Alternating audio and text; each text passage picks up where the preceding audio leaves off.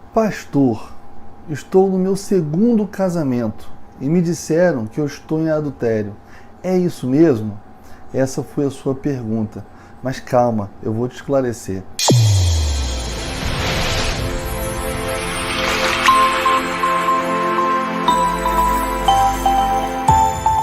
Eu tenho recebido durante muito tempo pessoas doentes, pessoas que têm o segundo casamento e hoje não podem participar da igreja, não podem participar da ceia, não podem participar das atividades litúrgicas da igreja, porque o pastor lhes imputa uma pena terrível e já as condena ainda em vida, dizendo que estão em adultério pelo fato de ter se casado uma segunda vez.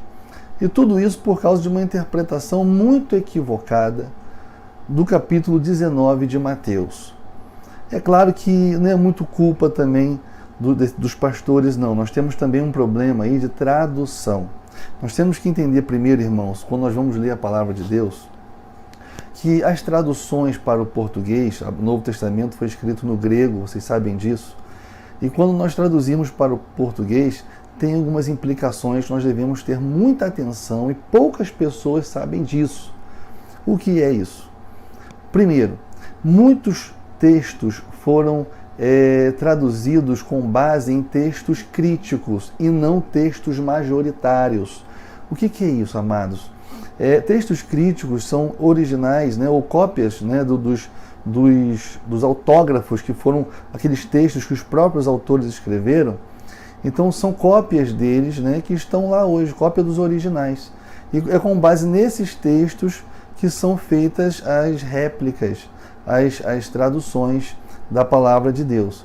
Então nós temos os textos críticos e os majoritários. Qual a diferença entre eles? Os críticos é aquela cópia, da cópia, da cópia, da cópia, sem observar critérios objetivos. Por exemplo, um copista da época colocava uma observação dele, pessoal, do lado da cópia dele. E aí, de repente, o outro que vinha copiar em cima daquela, incluía aquela observação no texto, ou extraía, né? Então os erros foram se acumulando. E é muito perigoso você fazer uma tradução em cima de uma cópia com base em texto crítico. Já os textos majoritários, não. Os textos majoritários é aquele grupo de textos, de cópias, que existe uma unidade entre eles, a divergência entre eles são mínimas e não comprometem o contexto do texto. Então, houve um cuidado maior com relação a esses textos. Então, quando você faz uma tradução em cima de textos majoritários, você tem uma segurança maior do que está sendo traduzido na palavra de Deus. Além da questão dos textos, nós temos também a questão da tradução.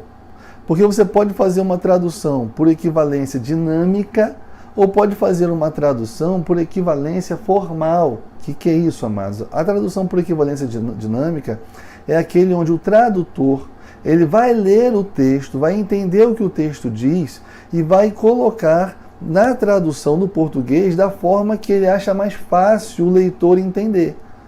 Então, na verdade, não é muito bem uma tradução, é uma paráfrase. É uma paráfrase. Isso é muito perigoso porque a gente fica nas mãos do tradutor.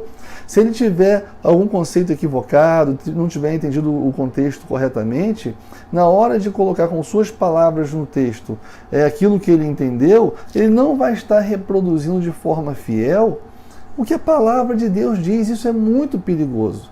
Tenho certeza que muitos aí não sabiam que isso é dessa forma, que é assim que acontece, né? Já a tradução por equivalência formal, você vai pegar lá a palavra no grego e vai colocar a palavra do português que corresponde àquela palavra do grego. Então tem muito mais confiança. O tradutor não está tão preocupado com que o leitor vá entender, trazer uma linguagem tão fácil. Não é essa a preocupação dele. A preocupação do tradutor, aquele que o faz por equivalência formal, é traduzir de forma fiel o que diz nas Escrituras Sagradas. E eu não estou aqui querendo fazer propaganda, mas hoje no Brasil, pelo que eu saiba, só tem uma Bíblia que é traduzida com base em textos majoritários e traduzida por equivalência formal, que é a Almeida Corrigida Fiel na Sociedade Bíblica Trinitariana. Nós temos Bíblias, amados, que são traduzidas a partir de textos críticos e ainda por equivalência dinâmica, ou seja, você vai encontrar muitos erros nessas Bíblias. Eu sei que é chocante para alguns falar sobre isso, mas nós temos, por exemplo, a Nova Tradução da Linguagem de Hoje, que não é digna de confiança. A Bíblia Viva, que não é digna de confiança. De fato, a linguagem é muito fácil de se entender, qualquer um entende, mas o contexto, em vários textos, estão comprometidos pela forma com que elas foram traduzidas. Então, isso também vai complicar na hora de nós traduzirmos a questão do texto de Mateus, capítulo 19, quando fala da questão do repúdio e do adultério. Por quê? Porque muitos desses textos vão confundir divórcio e repúdio, como se fosse a mesma coisa. A palavra repúdio, em alguns textos desses, a palavra suprimida. Tiraram do texto e colocaram divórcio. E são coisas totalmente diferentes, né? A palavra divórcio no grego é apostasion. Já a palavra repúdio é apoluo. São coisas diferentes. Então nós temos que tratar de formas diferentes. E além disso, nós temos que entender qual era a prática dos judeus naquela época, como era a legislação deles naquela época, entender o contexto para que nós venhamos entender o texto, não fazer uma interpretação superficial. Porque por causa de uma interpretação superficial é que tem muitas pessoas hoje doentes, se achando culpadas. Como uma pessoa uma vez chegou para mim e falou assim, uma mulher de Deus, né, chegou para mim e falou assim, se Jesus voltar hoje eu vou para o inferno. Por quê? Porque eu estou em adultério. Porque ele já tem uma filha de mais de 10 anos de idade, ela é divorciada, ele está com um processo de divórcio que não se resolve por questões documentais, burocráticas. Quando eles se converteram, eles já estavam nessa situação, né? E o pastor deles não deixa eles fazerem nada na igreja, dizendo que eles estão vivendo em adultério, enquanto estiver vivendo em adultério não pode fazer. Ora, se eles estão em adultério, então eles não são salvos. E são pessoas totalmente piedosas, pessoas dedicadas à obra de Deus, e a mulher veio com uma culpa tremenda me procurar. Né? Isso é muito grave, irmãos. Então, para você se tranquilizar, não sei se é o seu caso, se você está passando por isso, mas eu vou tranquilizar você, porque não é nada disso. Calma, vamos entender o que diz aqui as Escrituras Sagradas? Então vamos lá. Mateus 19, versículo 3 em diante, diz assim: Vieram a ele, Jesus, alguns fariseus e o experimentavam, perguntando, é lícito ao marido repudiar sua mulher por qualquer motivo? Amados, aqui ele está perguntando repudiar. Ele não está perguntando se divorciar. Por quê? Porque divórcio, dar carta de divórcio era lícito. Seria incoerente ele perguntar se é lícito se divorciar, porque era lícito. Qualquer um podia dar carta de divórcio, só você conhecer a lei de Moisés, e você vai ver que qualquer um podia fazer por qualquer motivo. Não existia regra. Aqui, eles estão perguntando o que repudiar. Porque qual era a prática deles naquela época? Eles, para não ter que pagar a indenização correspondente à carta de divórcio, porque quando você se casava, a família da esposa pagava um dote para você, o marido recebia aquele dinheiro, né? Mas quando ele se divorciava, não queria mais, ele tinha que indenizar a família. E eles não queriam indenizar, então o que eles faziam? Eles repudiavam a mulher, deixavam a mulher para lá, mas não davam carta de divórcio. E é isso que eles estão perguntando aqui. Eu posso repudiar a minha mulher sem dar carta de divórcio para ela? Porque essa era a prática. O que eles querem legitimar aqui é essa prática. É essa pegadinha que eles querem colocar aqui para Jesus. Então respondeu ele, Jesus, não tendes lido que o Criador desde o princípio os fez homem e mulher, e que disse, por esta causa deixará o homem pai e mãe e se unirá à sua mulher, tornando-se os dois uma só carne? Ou seja, Jesus começa a falar aqui da importância do casamento, que Deus fez. Jesus fez o casamento para sempre, para serem uma só carne, ok? De modo que já não são mais dois, porém uma só carne. Portanto, o que Deus ajuntou, não separe o homem. Replicaram-lhe, por que mandou então, aí vem a pegadinha deles, por que mandou então Moisés dar carta de divórcio e repudiar? Eles não estavam muito querendo saber disso, eles estavam querendo saber sobre o repúdio sem dar carta de divórcio. Como Jesus falou agora que não era para o homem separar, Aí ele, calma aí, então por que Moisés disse que tem que dar carta de divórcio e repudiar? E aí Jesus não responde a pergunta dele, é isso que nós temos que entender, com relação ao divórcio. Ele não responde a pergunta dele com relação à carta de divórcio. Ele não entra na pegadinha dos fariseus. Ele continua falando sobre a primeira pergunta, que é a pergunta do repúdio. E aí Jesus vai dizer o seguinte: por causa da dureza do vosso coração é que Moisés vos permitiu repudiar vossa mulher. Entretanto, não foi assim desde o princípio. Eu, porém, vos digo, quem repudiar sua mulher, não sendo por causa de relações sexuais ilícitas, algumas traduções trazem adultério. Também está equivocado, tá? Adultério, no grego, é mocheia. E aqui, no texto grego, é porneia. E embora aqui esteja traduzido por relações sexuais ilícitas, porneia, dentro do contexto daquela época, no caso, se você casasse com uma mulher e você descobrisse que ela não era mais virgem, porque ela havia tido uma relação sexual fora do casamento. Isso naquela época era prostituição. É esse o contexto. Somente nesse caso você podia repudiar a sua mulher, ou seja, abandoná-la sem lhe dar carta de divórcio, sem ter que indenizar. Por quê? Porque o casamento era nulo. Você precisa conhecer a lei. O casamento era nulo se isso acontecesse. Por isso é que ele podia repudiar sem dar carta de divórcio, minha gente. Nós temos que entender o contexto, a cultura, a história, para a gente entender o texto, senão fica difícil.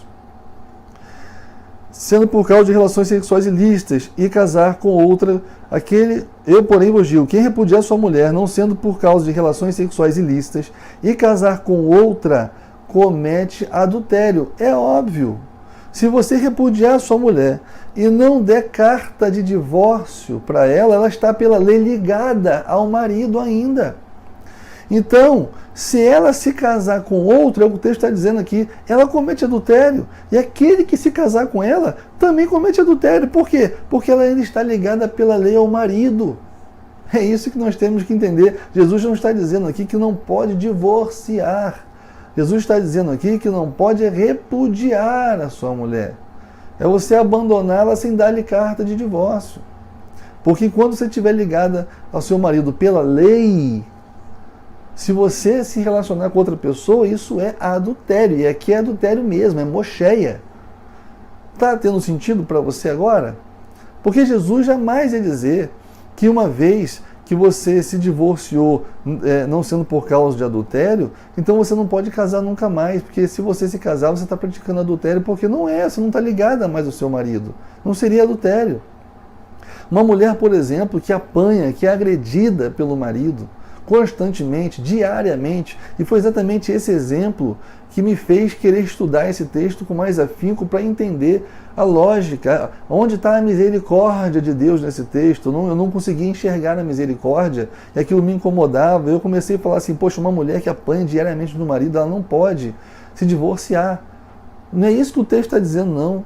Você pode, se você apanha do seu marido, né, se seu marido abusa do seu filho, se seu marido não cumpre com os papéis dele como homem de casa, é um descansado, é um responsável, não te ama, né, te faz infeliz.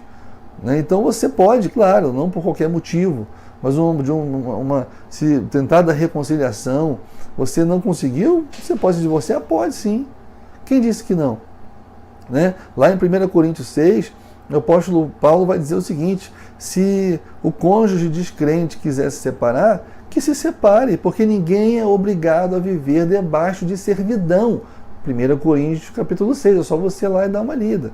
Ninguém é obrigado a viver debaixo de servidão. Pode separar? Sim, pode. Ah, pastor, mas aí está falando o caso do descrente com o crente.